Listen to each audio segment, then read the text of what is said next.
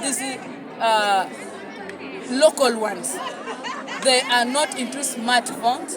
Yes, the world has turned to technology. So with Uganda, we are still not in that, and that's why we are boosting it. I like the growth approach. Women are innovators.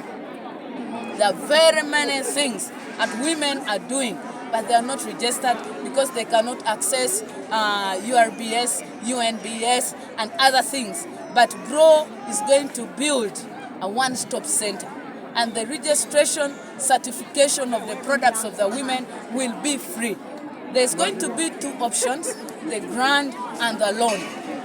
And all is going to start from 8 million to 200 million. That's why you heard me advocating for my women. There's this money, but do we have the capacity? Are we prepared? So that's upon us, the leaders.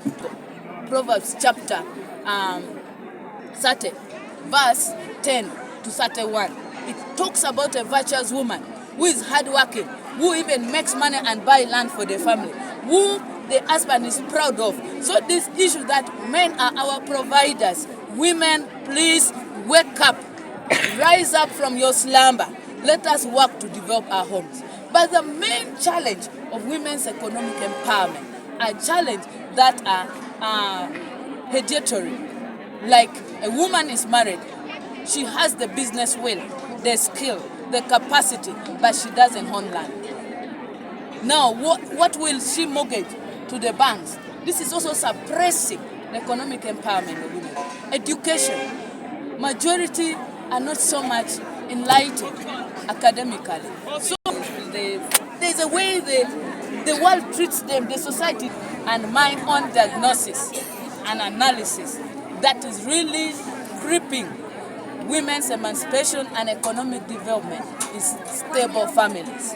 We cannot have household income improved when families are not stable, when partners are not sure of each other's contribution to their family.